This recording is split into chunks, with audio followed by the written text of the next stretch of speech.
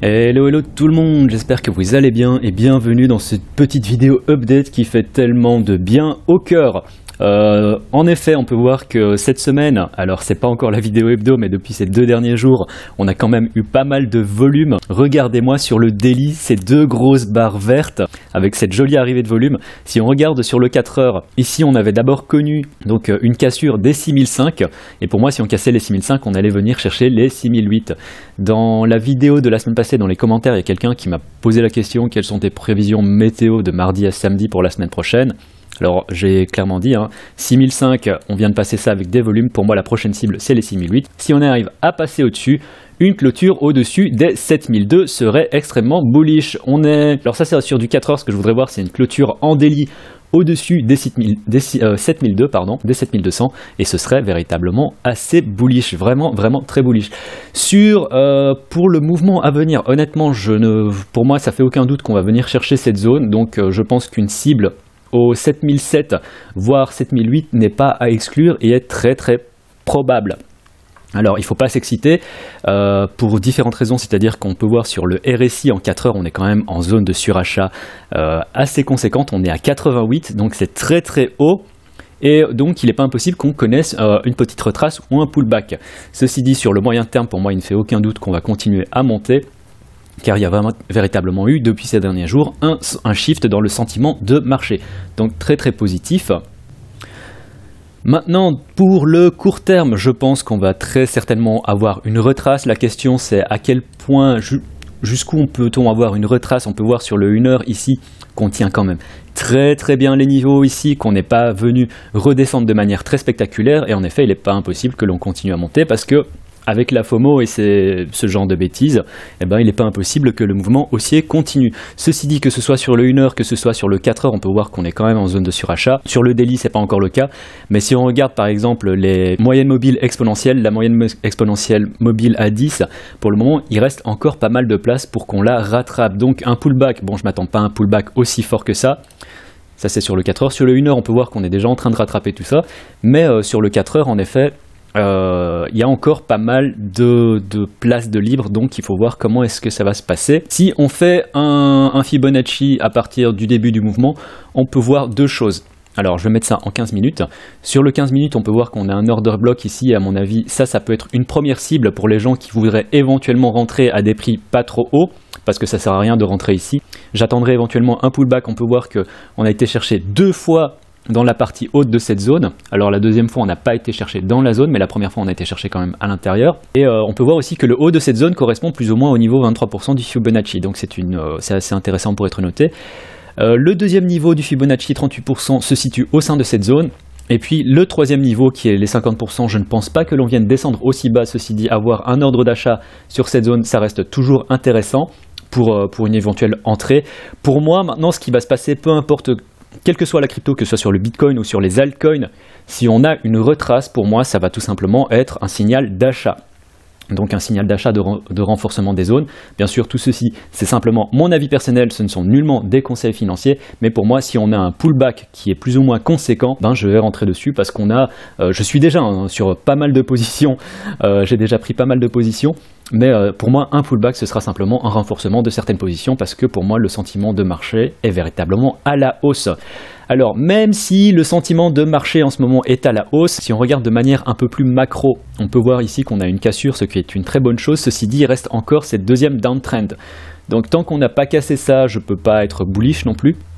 Et ce qu'il faut faire, quelque chose qu'il faut garder à l'esprit aussi, c'est cette ancienne résistance. Alors là, je suis en weekly, je ne sors pas très souvent ce chart, mais je le sors quand même de temps en temps. On peut voir qu'on est pile poil sur cet ancien support, donc oblique. Et il faut voir s'il va nous servir de résistance. Mais en attendant, le sentiment de marché, je le trouve véritablement très positif. Sur le court terme, je pense qu'on va très probablement, enfin on va dire le moyen terme, on va très certainement venir chercher les 7800 $ pour le Bitcoin. Et à partir de ce moment-là, il faudra voir ce qui va se passer. Mais donc pour le court terme, je m'attends à une consolidation, voire un pullback, mais pas trop conséquent. On peut voir qu'on tient quand même très bien les niveaux en ce moment. Et pour le moyen terme, on va très certainement venir chercher les 7800. Donc ça c'est pour le Bitcoin, toujours prudence, donc je pense qu'on va avoir un bull run éventuellement sur les alts. Pour le moment les alts ont du mal à suivre. Si on regarde en effet sur Ethereum, alors Ethereum contre l'USD, en effet on a monté, mais on n'a pas monté de manière aussi conséquente que sur le Bitcoin. C'est-à-dire que sur l'Ethereum on a connu ici un mouvement, si on prend le bas, tout en bas ici jusqu'au plus haut, ça fait 9%, et sur le Bitcoin je pense qu'on a connu quand même quelque chose de plus conséquent que ça depuis ici jusque tout au-dessus, voilà, on a fait quand même 12%. Donc assez conséquent à ce niveau-là. Le Bitcoin est celui qui a tout lancé en termes de retour sur investissement, de plus-value. C'est vraiment lui qui a eu le plus gros retour. Et même les alts ont eu du mal à suivre, et on peut voir par exemple Ethereum contre le Bitcoin n'a pas réussi à surperformer. Si on regarde Litecoin contre le Bitcoin, même si le prix du Litecoin a monté, il a monté de quelques, je pense 5-6 $ depuis hier, on peut voir que contre le Bitcoin ça ne tient pas la route.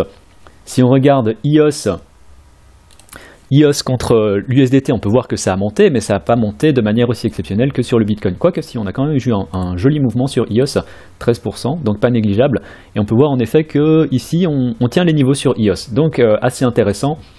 Si on regarde par exemple EOS contre l'USDT, on peut faire la même chose que ce que je viens de faire sur le Bitcoin.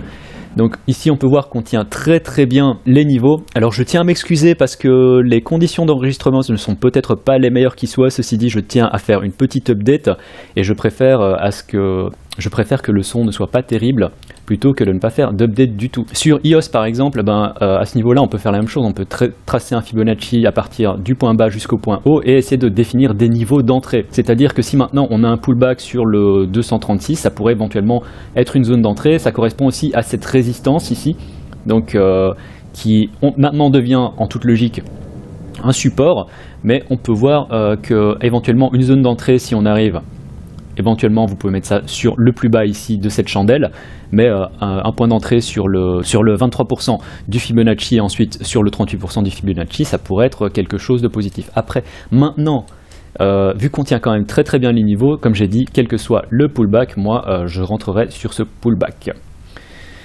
Globalement, ça se passe très très bien sur tout l'ensemble du marché. Alors certains alts ont du mal à surperformer le Bitcoin. Si on regarde des choses comme ONT, on peut voir que ça fait pas grand chose de bien contre le Bitcoin. Ceci dit, vu qu'en ce moment c'est le Bitcoin qui drive le marché, je pense qu'une fois qu'on aura une accalmie sur le Bitcoin, on va avoir droit à un altcoin run qui sera assez intéressant. Donc gardez ça à l'esprit. Pour le moment c'est le Bitcoin qui est très certainement le plus intéressant. Une entrée sur ces niveaux-ci est très risquée à cause du RSI qui est très très haut. Donc toujours méfiance, et pour moi un pullback c'est tout simplement une zone d'achat. Sur Facebook je commence à aussi poster de plus en plus de charts, donc n'hésitez pas à regarder aussi, à liker la page sur Facebook. Pour le moment je crois qu'il y a 14 personnes qui like, mais si vous voulez avoir plus d'updates, n'hésitez pas à regarder la page Facebook. J'essaye de faire ça, je vais essayer de faire ça de manière quotidienne éventuellement, voir un peu ce que donne le sentiment de marché. Mais dans le cas par exemple de cette semaine, ici on peut voir que suite à la montée, j'imaginais plus ou moins un pullback sur les 6006, sur les 6650 et une arrivée aux 7100. Or, on peut voir que le pullback, bien sûr, il s'est passé, mais on a été chercher beaucoup plus haut que les 7100. Donc à ce niveau-là, mes attentes ont été totalement dépassées à ce niveau-là. Mais donc, c'est donc très très bon signe. Je pense qu'on va voir un pullback. Et enfin, j'ai quand même posté pas mal de charts cette semaine. Donc quand on a passé les 6500, j'avais dit haha c'est bon ça pour moi, en route pour les 6800, etc. Donc j'ai posté quand même pas mal de charts. J'avais posté le chart du Neo. Ceci avant la cassure. Donc Neo en ce moment on est à 39 $, hein. Donc j'avais posté ça, il était à 33. Tron, on était à 34 centimes, je sais pas on est à combien en ce moment sur Tron, mais donc n'hésitez pas à regarder. Voilà, on est à 40 centimes. Bon, ça fait quand même une montée assez sympathique, mais donc n'hésitez pas, ça fait quand même 17%. Donc n'hésitez pas à regarder un peu la page Facebook. Je vais essayer de poster. Alors cette semaine c'était assez particulier parce qu'il y a eu énormément de charts, hein. Si on regarde Bitcoin Cash, il y a eu Ripple. Alors VeChain par exemple, un des paris que je prends, c'est que VeChain va venir se casser la gueule aux 20 000 Satoshi, parce qu'on peut voir que véritablement c'est pas joli à voir. Alors on a éventuellement un pullback, non même pas. Pas un pullback pardon. une retrace vers le haut, mais non, même pas. Donc on peut voir que VeChain pour le moment c'est pas joli à voir et je tendrais à ne pas prendre position sur ce truc. En effet, si on regarde sur le daily, on peut voir qu'il a cassé ce support qui était très important et qu'en dessous de ça, à cause de l'énorme run qu'il a connu en fin 2017, VeChain n'a plus aucune zone de support. Donc à ce niveau-là, pour moi, on va très certainement venir chercher ici sur VeChain. À côté de ça, donc je vous ai parlé de Facebook, du bull run, du bear market qui n'est toujours pas fini. Je voulais aussi vous parler du Zencash. Les responsables un des responsables, je sais pas, responsable de quoi, mais une personne qui travaille chez Zencash m'a demandé si je voulais faire une présentation de leur projet. Ça peut être une présentation totalement non biaisé dans le sens où, quoi que je dise, ils vont me verser des Zencash. Alors c'est pas grand chose, hein, c'est 10 Zencash, mais je voulais savoir si vous étiez éventuellement intéressé par une présentation du projet. Si vous êtes intéressé, n'hésitez pas à me mettre ça dans les commentaires. Dans les commentaires, mettez-moi aussi s'il y a des cryptos que vous voulez que je regarde pour cette semaine. En effet, dans la vidéo hebdo, là, j'ai pas trop le temps et je suis pas dans un environnement d'enregistrement idéal. Pour la vidéo hebdo, donc, qui viendra vendredi ou samedi, s'il y a des cryptos que vous voulez que je regarde déjà donc cette semaine, mettez-moi ça dans les commentaires. Mais donc voilà, c'était tout pour cette petite update. Mettez-moi ça dans les commentaires si vous voulez que je parle de Zencash. N'hésitez pas à liker la page Facebook. Mettez-moi des pouces en l'air s'il y a des questions ou des cryptos que vous voulez que je regarde cette semaine, ce week-end. Mettez-moi ça aussi dans les commentaires. À mon avis, on va avoir droit à pas mal d'actions sur les altcoins dans la semaine, voire les 2 semaines qui viennent. Pour moi, sur le Bitcoin, on va très probablement venir chercher la zone des 7800 sans trop de doute. Alors, ce n'est jamais certain à 100%. Et de toute façon, ce que je dis ici, ce ne sont nullement des conseils financiers, ce sont simplement mes analyses personnelles et je peux tout à fait me tromper. Toujours méfiance à rentrer ici parce qu'on est en surachat, alors peut-être pas sur le daily mais sur le 4 heures, donc on devrait connaître un pullback ou au moins une consolidation. Voilà, c'était tout pour cette petite vidéo, c'était le cryptographe, tchuss.